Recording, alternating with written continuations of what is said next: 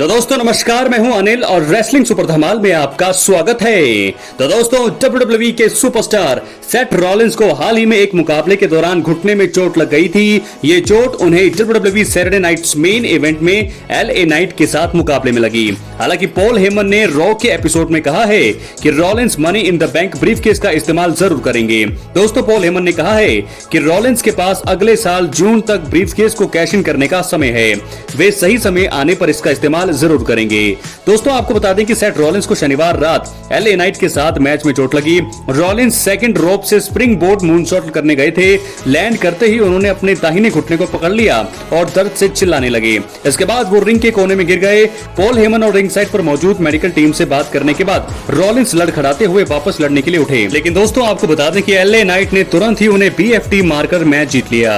Rollins को 2015 में भी इसी घुटने में चोट लगी थी। उस समय वो वर्ल्ड चैंपियन थे। इस चोट के कारण उन्हें रेसलमेनिया 32 में हिस्सा वो नहीं ले पाए थे, उन्हें मिस करना पड़ा। पॉल हेमन ने सेथ रॉलिंस की चोट के बारे में बात करते हुए कहा है, सेथ रॉलिंस की चोट की चिंता मत करो, ब्रीफकेस कैश करने में ये कोई बाधा नहीं बनेगी।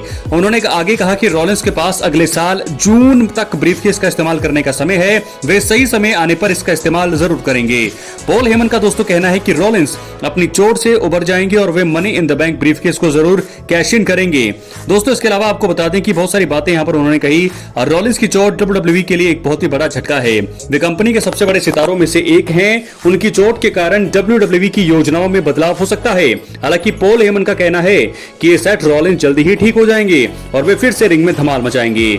WWE फैंस को उम्मीद है कि रॉलिंस की चोट गंभीर नहीं है और वे जल्दी ही रिंग में वापसी करेंगे।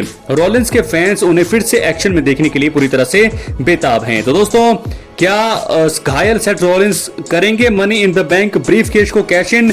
पॉल हेमन ने तो खुलासा कर दिया है। तो दोस्तों ऐसे में पॉल हेमन ने जो कहा है बिल्कुल सही कहा है और मुझे लगता है कि जरूर कैश इन तो वो जरूर करेंगे, लेकिन कब तक बाहर है ये तो फिलहाल वक्त बताएगा। इसके बाद बात करने वाले हैं हम अगली अपडेट के बारे में, what next after Roman Reigns returns. जी हां दोस्तों, रोमन रेंस ने जो है गॉन्टलेट मुकाबले में चौंकाने वाली वापसी कर ली है।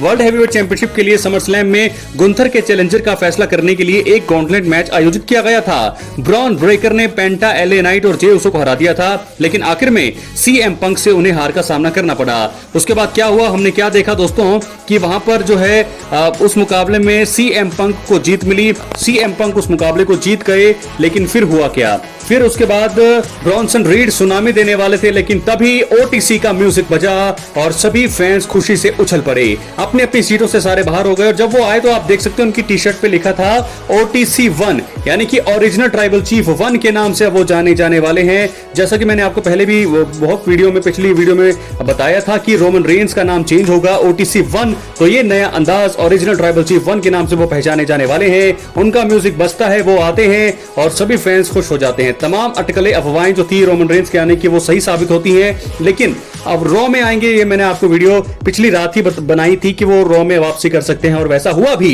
इसलिए दोस्तों इस वीडियो को आप लाइक करें और चैनल पर एक्टिव रहें। सब्सक्राइब करने के बाद ऑल पर क्लिक करें, क्योंकि जो भी बातें यहां पर होती है बिल्कुल सच्ची होती हैं। सच्चाई जो चीजें होती हैं, जो अपडेट आने वाली होती है वही होता है और जो भी रिजल्ट हाईलाइट सब कुछ आपको यहां पर देखने को मिलेगा। इसलिए वीडियो को लाइक करें, शेयर करें, सब्सक्राइब करने के बाद ऑल पर क्लिक करें, क्योंकि ये फ्री है और यहां आपको हर प्रकार की रेसलिंग जगत से जुड़ी हुई तमाम जानकारी मिलती है। तो दोस्तों रोमन रेंस ने कर लिया है रिटर्न। ब्रॉन ब्रेकर को उन्होंने सबसे ज्यादा निशाना बनाया है और साथ के साथ एक स्पीयर दिया है ब्रॉन्सन रीड को। और आखिर में मंडे नाइट रॉ का जो मेन इवेंट था वो इस प्रकार ही खत्म हुआ। CM पंक रोमन रेंस एक दूसरे को देखते रहे। जे उसो के तो वो वैसे भी जे उसो की उन्होंने हेल्प करी है। रोमन रेंस का एक ऑरा ही दोस्तों अलग है। जब भी वो वापसी करते हैं पहले से ज्यादा फिट नजर आते हैं और ऐसे में रोमन रेंस की वापसी उनके फैंस के लिए, WWE के लिए खुशी की सौगात है। लेकिन अब सवाल उठता है कि रोमन रेंस ने वापसी तो कर ली है, लेकिन अब आगे क्या होने वाला है नेक्स्ट। लेकिन उससे पहले देखिए OTC 1 की टी शर्ट्स भी दोस्तों अवेलेबल हो चुकी है मार्केट में, तो ये मर्चेंडाइज सेल्स में भी सबसे ज्यादा बिकने वाली है। OTC 1 की जो है टी शर्ट्स मर्चेंडाइज सेल्स बहुत ज्यादा होने वाला है, बहुत ज्यादा मुनाफा यहां पर होने वाला है WWE को। इंस्टाग्राम आप देख लीजिए, आप यूट्यूब देख लीजिए, व्यूज के मामले में भी बहुत ही ज्यादा 1 मिलियन प्लस जो है 1 मिलियन जो है क्रॉस कर दिया है हर एक प्लेटफॉर्म में रोमन रेंस की वापसी के बारे में। तो ये जो चीजें हैं रोमन रेंस को तो फायदा देती ही हैं, साथ के साथ WWE को भी बहुत ज्यादा फायदा होता है बिजनेस के मामले में। तो रोमन रेंस का के वापसी अब क्या होने वाला है आगे, तो what next after Roman Reigns. तो दोस्तों यहां से साफ है कि रोमन रेंस ने वापसी कर ली है, तो वो जरूर निशाना उन्होंने बनाया है ब्रॉन ब्रेकर ब्रॉनसन रीड पर। ऐसे में अब सवाल ये उठ रहा है कि समरस्लैम 2025 में क्या वो एक टैग टीम मुकाबले का हिस्सा होंगे या फिर सिंगल्स मुकाबले में वो लड़ते हुए नजर आएंगे।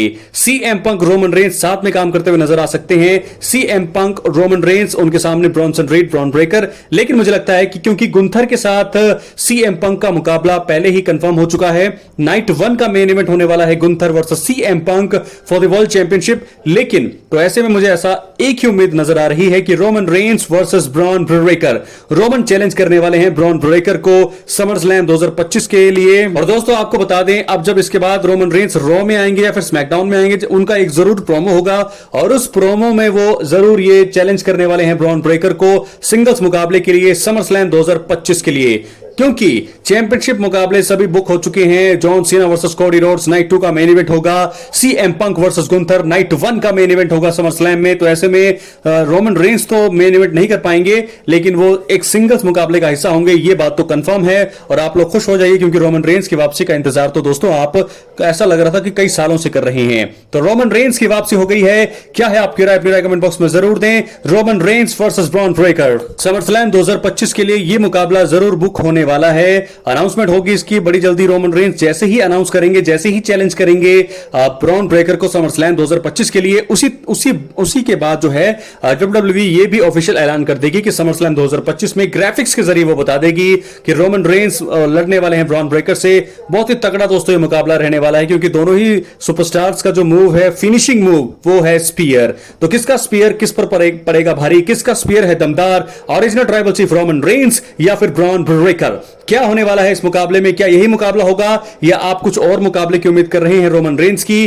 पॉल हेमन की हवाइयां उड़ गई थी जब रोमन रेंस का म्यूजिक बजा। सेथ रॉलिंस इस समय मौजूद नहीं है, तो क्या सेथ रॉलिंस आएंगे? ये भी देखने वाली बात होगी। समरस्लैम 2025 में क्या वो बीच में आ सकते हैं? लेकिन रोमन रेंस का मुकाबला होगा, ये बात तो कंफर्म है। तो दोस्तों ऐसे में अब हम बात करेंगे आगे कुछ बड़े मैच बुक कर दिए गए हैं समरस्लैम 2025 के लिए, आइए जानते हैं।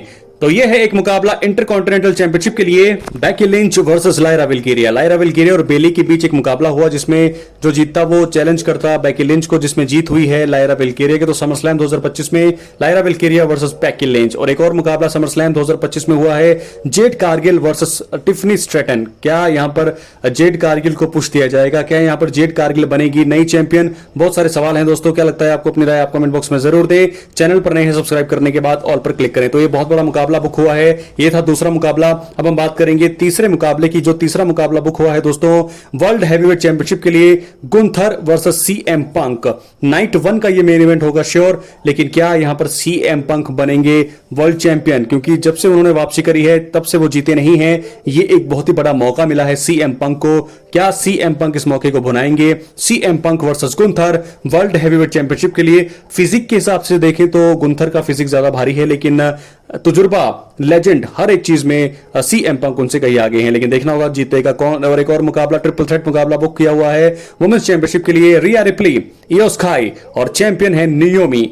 ट्रिपल थ्रेट मुकाबला होगा, कौन जीतने वाला है इस मुकाबले में? कौन क्या? मुझे लगता है दोस्तों नियोमी ही इस मुकाबले में जीतेगी, क्योंकि अभी जीतने के बाद चैंपियनशिप अभी उन्होंने जीती है, तो एकदम से उन्हें हार के लिए बुक अगर करेंगे तो बहुत बड़ी नाइंसाफी होगी नियोमी के साथ, क्योंकि नियोमी बहुत सालों के बाद, 8 या 9 सालों के बाद चैंपियन बनी है। यह मुकाबला जरूर टक्कर का होगा, लेकिन मुझे लगता है कि नियोमी को यहां पर जीतना चाहिए। और आखिर में समरस्लैम 2025 की नाइट 2 का main event, John Cena versus Cody Rhodes undisputed championship के लिए यह मुकाबला होगा। जॉन सीना का पलड़ा भारी जरूर है, लेकिन मुझे लगता है कि कोडी रोड्स सारी चीजें यहां पर अपनाएंगे। और कोडी रोड्स, मुझे दोस्तों ऐसा क्यों लग रहा है कि कोडी रोड्स अपनी चैंपियन बन सकते हैं एक बार फिर से। और शायद इस मुकाबले में अगर सेथ रॉलिंस ठीक होते हैं तो शायद इस मुकाबले के लिए सेथ रॉलिंस आएंगे, money in the bank briefcase को कैश इन करेंगे और जीत जाएंगे। क्या लगता है आपको? अपनी राय कमेंट बॉक्स में जरूर दें। चैनल पर नए सब्सक्राइब करें क्योंकि फ्री है और यहां आपको प्रकार की रेसलिंग से जुड़ी हुई तमाम जानकारी मिलती है। बहुत बहुत धन्यवाद।